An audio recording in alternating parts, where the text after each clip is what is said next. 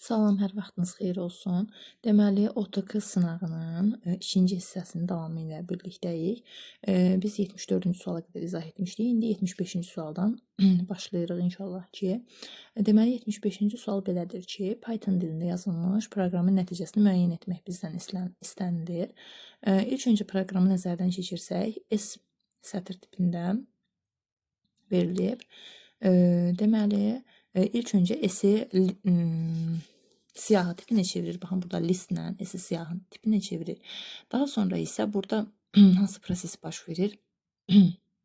i0-da 0 eşitdir len s-dən. Len s-də 1, 2, 3, 4, 5, 6, 7, 8 dənədir. Deməli, burada olur ki, məsələn, 0 eşitdir 8-dən deyirik hə. Daha sonra s-i, yəni s0 fərqlidirmi? DS işarəsindən. Baxıram ki, S0, yəni 0-cı element 2-dir da. 2 həqiqətən DS işarəsindən fərqlidir. Deməli, mən burada R bərabərdir. Dırnaq işarəsi plus STR I. I nə idi? I-ni biz birinci 0 götürmüşdük. Deməli, burada olasıdır STR 0. Yəni ki, bu da olasıdır ki, dırnaq içərisində boşluq plus dırnaq içərisində 1, yox 0. Birinci 0'ı götürdük çünki. Aha, burada olasıdır 0. Belə. Sonra deməli bu burada i-nin 1 qiymətində də i 1-dən artır. Sonra burada baxın i plus 1, i 1-dən artır. i-nin 1 qiymətində də 1 eşitdir 8 deyirik hə. Sonra olasıdır s1 fərqlidirmi? Yəni belə nida işarəsi. DS işarəsindən baxırıq ki, həqiqətən də birinci 0, yəni 0,1, birinci element 0-dır və DS işarəsindən fərqlidir. O zaman da yenə buradakı 0-ın üzərinə yenə deməli R bərabərdir. Dırnaq içərisində 0 plus STR I, yenə STR 1 olmuş olur da. Çünki artıq i'miz 1 daxil. Bu da olası deməli 0, 1. Bura qədər məncə problem yoxdur. Sətr tipində.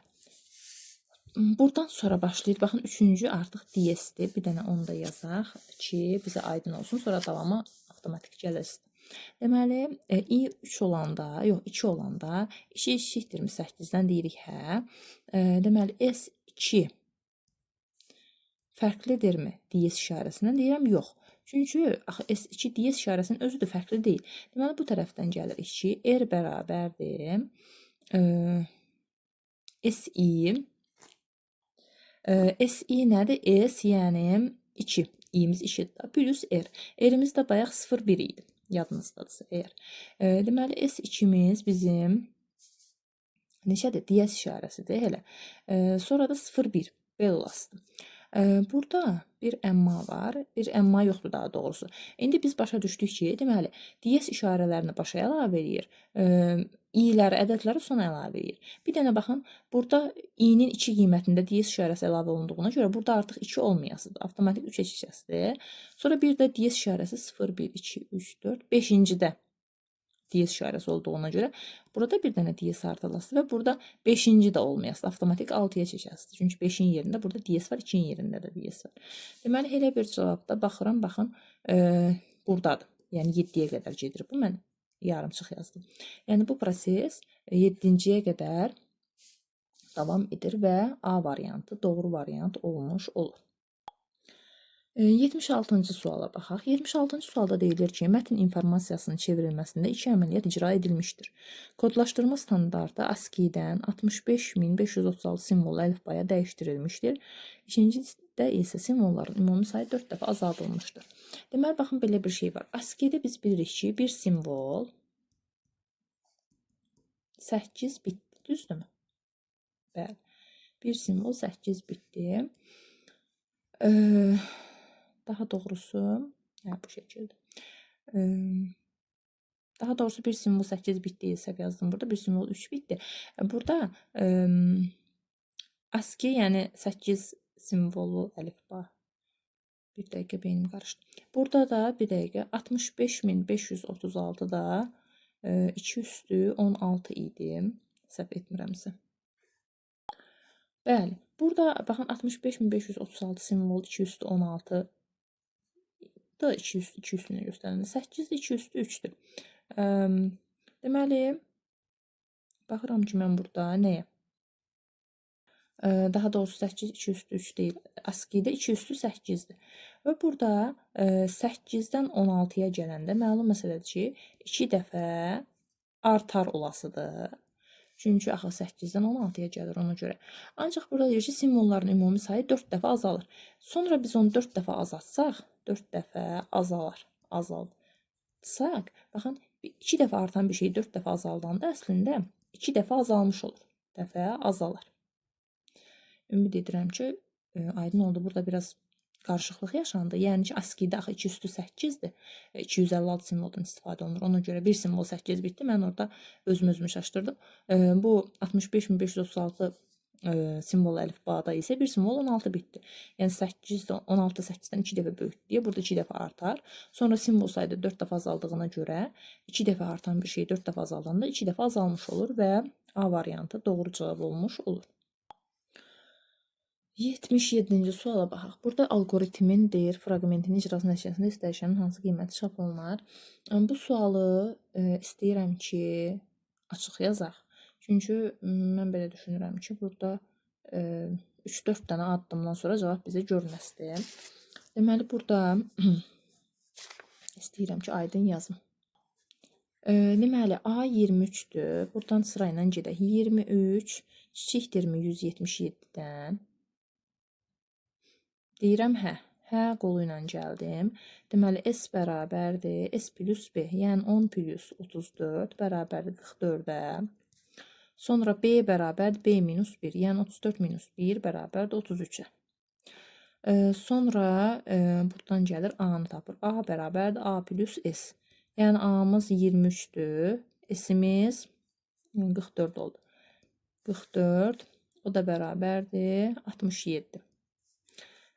Sonra A-mız 67 oldu. İndi 67 kiçikdirmi 177-dən? Burada deyirəm, hə. Sonra nə olur? S bərabərdir S plus B. S bərabərdir 44 plus 33 bərabərdir 77-yə. B bərabərdir B minus 1 bərabərdir. B-mizin son qiyməti 33-dür. 33 minus 1 bərabərdir 32. A da olası da A plus S. A plus S. A-mız neçə idi? 67. S-imiz də 77. O da bərabər olasıdır. 14 bir yadda 144-də. Sonra 3-cü addımda deməli 144 kiçikdirmi 177-dən? Deyirəm, hə. Sonra burada bizdən nə istəyir? Bir dəqiqə. S bərabərdir S plus B. S bərabərdir. S-imin son qiyməti 77-dir. B-min son qiyməti 32-dir. Bərabər 9, 109. Sonra B-ni tapırıq. B minus 1. Yəni 32 minus 1, 31. B-ni tapdım. İndi A-nı tapaq. A da bərabərdir A plus S. A. Hani burada. 144 plus S-imdə 109. O da olasıdır 13 bir yadda 5, 253. Sonra da 253-də 177-dən kiçik olmadığına görə buradan yazaq. Məsələn 253 kiçikdirmi 177-dən? Deyirəm, yox. Dövrümüz dayanır və yox olduğuna görə yox qolu ilə S-i çap edirik. S-imizin son qiyməti olduğu isə 109. Baxın 3 dənə burada dövr getdi demək olar ki. 109 cavabı da baxaq görək hansı variantdadır. B variantındadır, bəli. 78-ci suala baxaq. Yenə də Python dilində yazılmış proqramın nəticəsini müəyyən etməyi bizdən istəyir. Deməli, burada n-i 33,44 verir və y-i tapaq buradan. Y int n, yəni int tam tipə çevirir. 33 olasıdır, məlum məsələdir ki. Sonra n bərabərdir n böl 4. Yəni 33 tam %44 böl 4. Yəni tam hissəsi də 8 olasıdır 4-ə böləndə. Bu tam hissəni ifadə edirdi. Tam hissə. Bu da qalıq. O da var çünki aşağıda. X bərabərdir n-in, yəni 8-in 7-yə bölünməsindən qalıq məlum məsələdir ki, 1-dir. Sonra SQ bərabərdir int x 1 üstü 3-də 1. 1 üstü 3-də 1 məlum məsələdir ki, 1-dir də, düzdürmü? Sonra R də bərabərdir SQ, yəni 1 üstü 2 vur 3. Baxın bir dənə. Birinci burada, yəni 1 üstü 2-də 3 yazmırıq. Ya da 6 yazmırıq. Çünki mötərizədə deyil. Burada da olur cavab 1 vur 3, 3. Düzdürmü? Sonra K. K da bərabərdir STR Y. STR yəni sətir tipində Y. Y-də 33-dür burada. 33 vurulsun R-in 3-ə bölməsindən tam hissə. 3-ün 3-ə bölməsindən tam hissə 1-dir. Bu da olur, məlum məsələ ki, sətir tipini ədədə vuranda sayı qədər yazılır. Burada 1 dənə olduğuna görə 1 dənə qalır. Yəni 1 dənə 33 sətir tipində yazılır. 3-3. Sonra burada yazır ki, ən sonda R bərabərdir K, yəni sətir tipində 33. Üstə gəlinsin STR R. R-imiz neçədir? 3. Yəni sətir tipində 3. O da bərabər olur. Məlum məsələ ki, sətir tipində toplayanda, yəni 36 yazmayasıq təbii ki. Ard-arda 3-3-3 yazırıq. Yəni burada ard-arda yazılır. Yəni sətr tipində 333 yazılı şəklində cavabı, yəni D variantı doğru olmuş olur. 79-cu suala baxaq. 79-cu sualda isə deyilir ki, avtomatik qurğu 1024 vurulsun 2048 ölçülü raster qrafik təsvir yaradır. Bu təsvir sürəti 220 bit böl saniyə olan rabitə kanalı ilə 14 saniyəyə ötürüldüyünü bilərək palitrada ola biləcək rəngçalarının maksimal sayını müəyyən edir. Baxın, biz bilirik ki, ümumiyyətlə sürəti tapmaq üçün, təsvirin sürətini tapmaq üçün həcmi zamana bölməliyik, düzdürmü? Yəni burada məsələn bəziləri Q bölünsün T yazır. V bölünsün T yazır, S bölünsün T. Yəni burada yazılan bir əhəmiyyəti yoxdur. Ancaq mən bilən orada həcm Q ilə işarə olunurdu. Mən V yazdım. Riyaziyyatdakı həcmə getdim. Q olsun, fərqi yoxdur. Deməli biz burada gəlin Q-nü tapaq. Q-nü tapmaq qaydasının birincisi budur ki, A vur, B vur, I. Bir də Q-nü belə tapa bilərik ki, sürətlə zaman məlumatı V vur, T. Sürətlə zamanı vurarıq. İndi biz burada nə edəsiyik? Bu ikisindən istifadə edəsiyik. Bizə nə lazımdır? I lazımdır. Deməli, baxıram ki, buradan mən Q-nü tapsam V vur T-dən. V-im neçədir? 2 üstü 20 bit. 2 üstü 20 bit böl saniyə vurulsun neçə? 14 saniyə. O da bərabərdir. Bu belə dursun hələ ki. Buradan tapası olsam Q-nü. A 1024'dür. Bunu 2 üstü 10 yazıram. B 2048'dir. Bunu 2 üstü 11 yazıram. Vurulsun I. Bizə I lazımdır ki, maksimal rəng sayını tapa bilək. İndi burada Q-lər eyni şey olduğuna görə bu yazdığım iki ifadəni bir-birinə bərabər edəsiyim. 2 üstü 10 vur 2 üstü 11 vur 2 I 2 üstü yazır, bərabərdir. 2 üstü 20 vurulsun 14 bit. Burada da bit olasın. Bitlər gedəsi bir-biri ilə. Baxıram. Deməli, I bərabər olur. 2 üstü 20 vur 20 vur 14 bölünsün 2 üstü 10 vurulsun 2 üstü 11. Burada 2 üstü 21 edir. Deməli, 2 üstü 20 vur 14 böl 2 üstü 21. Bunlar da ixtisar edəndə qalır burada 2. Bu da bərabərdir 7-yə.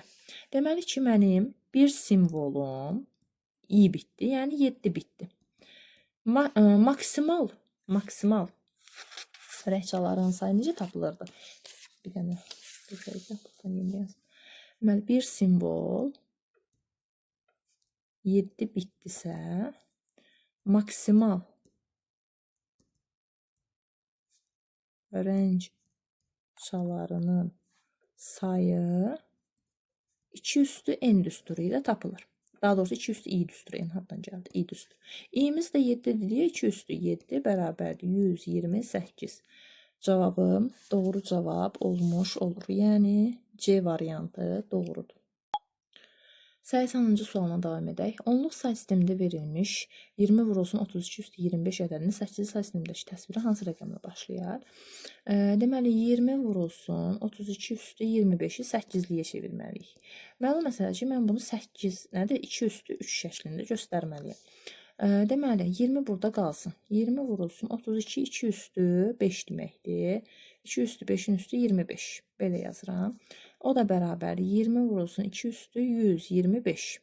Çünki üstlər vurulur da, üstün üstü, qüvvətin qüvvət olanda riyazi qaydaya görə.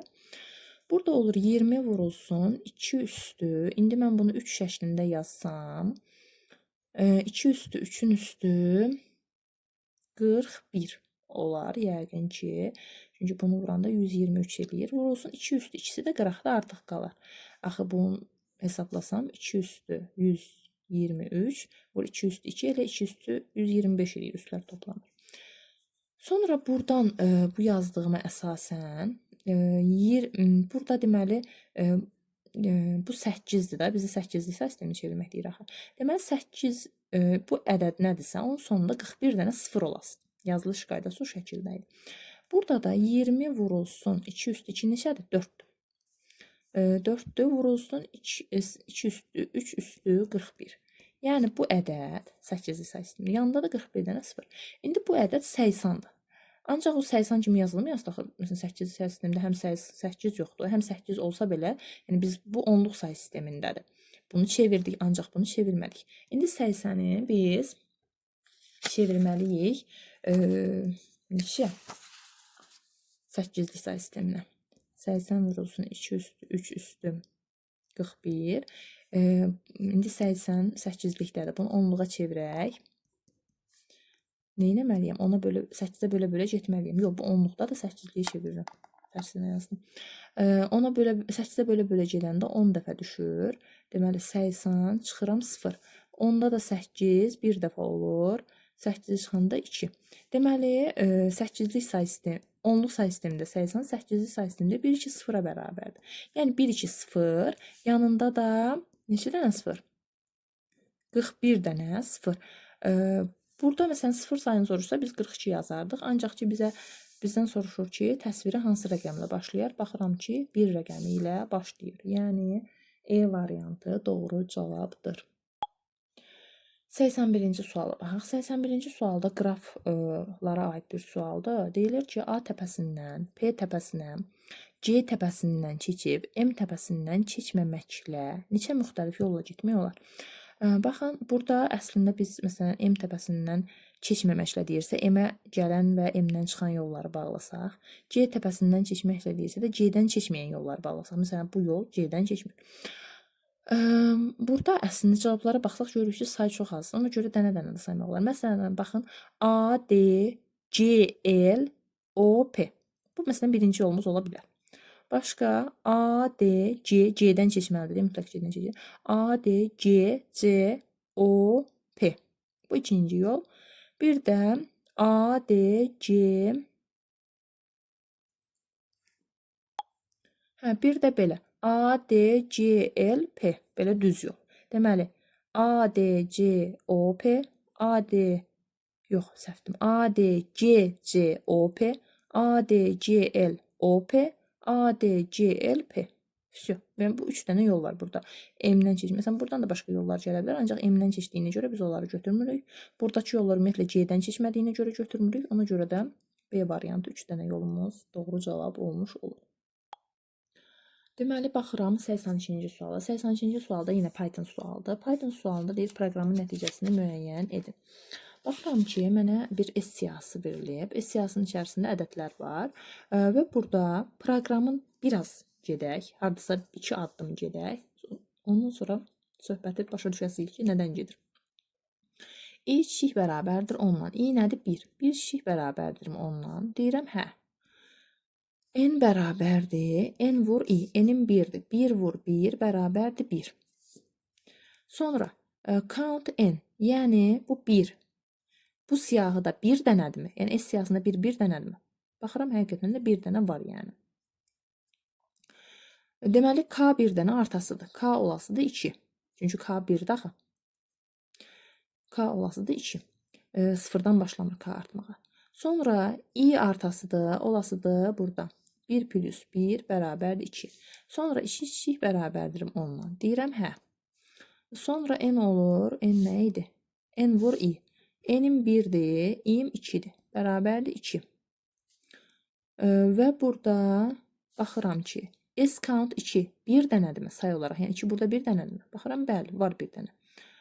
Deməli, birdən olduğuna görə k yenə artır. K olur bu səfər 3. Birdən artır. Sonra i'm yenə olur 3. 3 olanda burada artıq bu 2-ni 3-ə vurası da 6.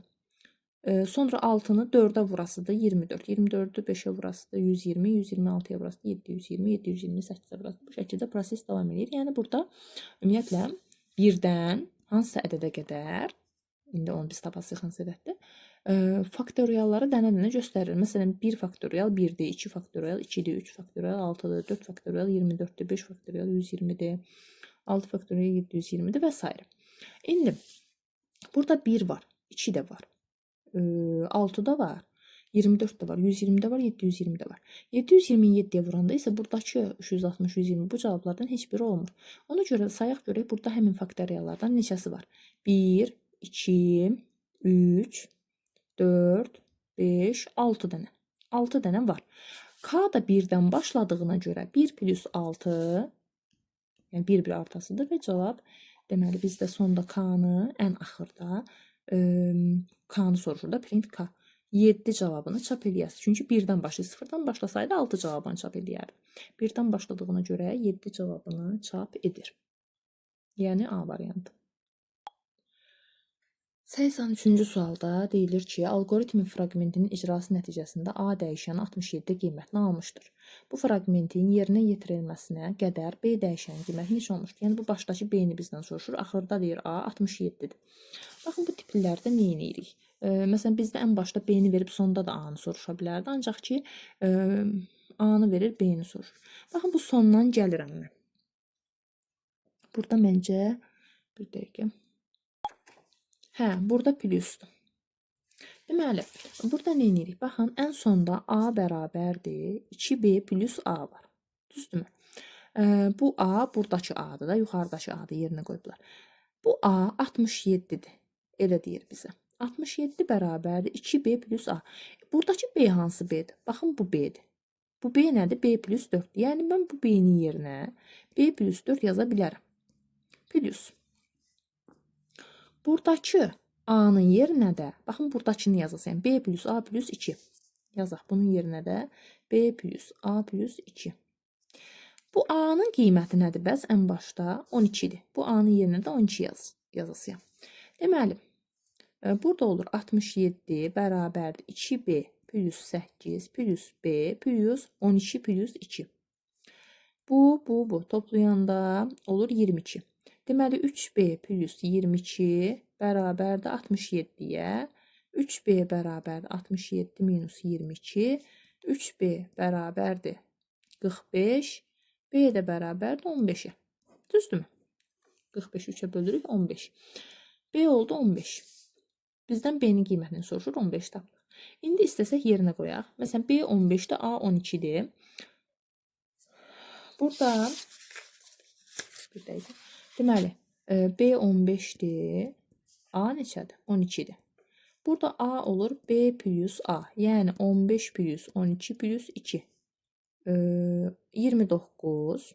Düzdürmü? Düzdür. B də olur B plus 4. Yəni 15 plus 4, 19. A da olur 2B plus 2 vur 19 plus A. A neçədir? 29. O da olur 38 plus 29. Bu da 67 cavabını almış oluruq. Yəni B-nin 15 olmağını yoxlamaq üçün bunu hesabladım. Və burada 15 cavabı yazılmalıydı. 84-cü suala baxaq. 84-cü sualda deyilir ki, verilmiş qrafda tillərin sayı x-dir. Qonşuluq matrisindəki sıfırların sayı isə y ilə işarə edilmişdir. Tillərin sayı x, sıfırların sayı y ilə işarə edilmişdir. X plus y ifadəsinin qiymətini tapın. Deməli, baxırıq ki, burada nə etməliyik? Baxın, tillərin sayı x. Tilləri saysaq, burada 1, 2, 3, 4, 5, 6, 7, 8, 9, 10, 11, 12, 13, 14, 15, 16, 17. 17 dənə til var. Düzdürmü? Sonra sıfırların sayı. Sıfırların sayı nədir? Yəni y bərabərdir. Ümumi bu təpə nöqtələrin sayı, təpə nöqtələrinin sayının kvadratından deməli birlərin sayını çıxırıq. Birlərin sayı. Birlərin sayı. Birlərin sayı da x vur 2 olasıdır. Yəni tildən 2 dəfə çox düzdür bu şəkildədir. Deməli bu da bərabər təpə nöqtəsi saymadım. 1, 2, 3, 4, 5, 6, 7, 8, 9, 10, 11, 12, 13, 14, 15. 15 dənə təpə nöqtəmiz var. Deməli 15-in kvadratı minus x vur 2, 17 vur 2 də 34-dür. O da bərabərdir. 225 minus 34. O da bərabərdir. Deməli 9, 100, 191 olur məncə. Düz çıxdımsa əgər. Bəli. 191 oldu bizim y-imiz. Bizdən x plus y istəyir. Deməli, x plus y-də bərabər x-im 17-dir. Y-im də 191-dir. Bunları da cəmləyəndə edir ki 208 etmiş olur. Yəni, variant yoxdur. Burada açıq sualdır. 208 cavabı doğrudur. Deməli, 85-ci suala baxaq. 85-ci sualda deyilir ki, Python dilində yazılmış proqramın nəticəsini müəyyən edin. Burada, deməli, bu sualda ümumiyyətlə çox şagird 14 cavabı yazıb, ancaq cavab 12-dir. Burada diqqətli olmağımız gərəkən bir nüans var. O nüansı indi vurğulayasam. A var, B var. B-də deyir ki, A-nı yazmanda. B-də deyilir ki, Batrami də böyük A-nı kiçik A-nın əvəz edir. Yəni olasıdır Batrami. Burada bir qeyri-adi bir şey yoxdur. Böyükləri kiçik A-nın əvəz elədik. Sonra X1-də yazır ki, find P. A-da P-nin nədir? Tap, birinci P-ni tap. Biz də burada saysaq A-da. Görək P neçəncədədir? 0, 1, 2, 3, 4. Deməli, P-nin qiyməti 4 yazdım burada. Sonra plus B2-dən o tərəfdə find A. Yəni A-nın nömrəsini tap. Burada səhv elə burada başlayır ki, B2-dən o tərəfdə deyir. B nədir? Batrami. Bunu mən nömrəsim 0, 1, 2. 2-dən o tərəfdə olanda B belə olur əslində. Trami. Düzdürmü? Burada A neçənci olur? 0, 1, 2. A artıq ikinci olur. Biz isə burada düşünürük ki, 2-dən o tərəfdəki A-nı soruşur deyə 0, 1, 2, 3, 4 götürmüşük. Ancaq orada 2-dən o tərəfdə B-nin aralığında A-nı soruşur. Ona görə burada 2 götürülənir və cavab 6 olur X1-də. X2-də isə A plus B, yəni bu ilə bunun içindəki toplamındakı A-ların sayını soruşur. O da burada A yoxdur. Burada da 2 dənə A var. Düzdür. Plus len B3-dən sonrası. Deməli 3 budur, 4 budur, 5 budur, 6 budur. Deməli 3-dən sonrası da 1, 2, 3, 4 dənə olasıdır. Bu da olası da 6. Sonra x1 plus x2-ni də yazanda bura 6, bura 6 edir. Neçə? 12. Bizim gözdən qaçırdığımız nüans baxın bu idi ki, 2-dən sonra olanda biz trami ilə işləməliydik. Deməli, 86-cı suala baxaq. 86-cı sualda deməli, ümumiyyətlə Python suallarında biz, yəni o sualı axıra qədər getmək məcburiyyətində deyilik. 1-2 addım getdikdən sonra bizdən nəyin istədiyini anlayıb ona uyğun da tapa bilərik. Burada əslində heç getməyə ehtiyac yoxdur. Biz bilirik ki, baxın fikir verin, qalığı tapır, sonra bir-birinə bərabərləşir və burada da bu qalığa bərabərləşir. Bu ümumiyyətlə əbobun tapılma qaydasıdır. Düzdür, əbob. Burada sonra deyir ki, x, return x, x-i qaytarır. Və burada həmin qaytardığı 1-ə bərabərdirsə, bunları toplayır. Yəni, əslində burada ətdən də nə yazıda bilərdim, ancaq ki, vaxt itirmək istəmədim. Həm də yəni aydın məsələdir ki, bu əbobu tapırdı. Yəni, burada nə deməyə çalışır? Əbobu 1-ə olan, hansı ki, LI ilə LI minus 1 nə deməkdir? Yəni, ard-arda gələnlərdən söhbət gedir. 1-ə bərabər olanları cəmləyir. Baxıram, burada məndə əbobu 1-ə bərabər olanlar hansı olasın? 16 ilə 24-ün əbobu 1 deyil. Düzdür, orada 8-dir. 24 ilə 25 ardıcıl ədədlərdir deyə əbobu 1-dir. Bəli, bu düzdür. Sonra 25 ilə 40-da da əbob 1 deyil, 5 var. 40 ilə 42-də əbob 2-dir. 42 ilə 43 yenə ardıcıldır deyə əbobu 1-dir. 43 ilə 86-da da əbob 43-dür, yəni 1 deyil. 86 ilə 22-də də əbob 1 deyil, yəni 2-dən böyük bir rəqəmdir, 2-dir hətta. 2-dir, bəli. Deməli, bizdə əbobu 1-ə bərabər olanlar bunlar olduğuna görə elə bunları cəmləyəsik. Deməli, 42 ilə 43-ü cəmləyəndə 85, 85-in üstünə 25 gəlirəm. 110, 110-un üstünə 24 gəlirəm, 134. Deməli, 134 cavabımız bizim doğru cavabımızdır. Deməli, 87-ci suala baxaq. 87-ci sual əslində sadə sualdır. Deməli, 1, 2, 3. Buradan baxıram ki, sistem proqram təminatı, tətbiqi proqram təminatı, proqramlaşdırma alətləri. Sistem proqram təminatı məlum məsələdir ki, arxivatorlar olasıdır və də xidməti proqramlar olasıdır. Tətbiqi proqram kompüterin işini asanlaşdırmaq üçün, daha doğrusu kompüterin işini yox, istifadəçinin işini asanlaşdırmaq üçün istifadə edilən proqramlardır. Bu da hansıdır? Nəşriyyat sistemləri və də qrafik redaktorlar. Proqramlaşdırma alətdə proqramlaşdırma dilləridir. Yəni translator ola bilər. Yəni Python-da olan Python kimi proqramlarda belə deyək. Yəni 1 CE, 2 BD, 3 A variantı doğru olmuş olur. Deməli, əziz şagirdlər, izah burada yekunlaşır. 3 dənə proqram qaldı. Deməli, son Python proqramları. Onları istəyirəm ki, daha detallı, daha ətraflı izah eləyim. Ona görə də düşünürəm ki, onları da 3-cü hissədə izah eləyərəm. Ümid edirəm ki, izahda hər bir şey aydın oldu. Əgər qaranlıq qalan bir nüans olarsa qeyd etməyi unutmayın. Sağ olun, görüşürüz.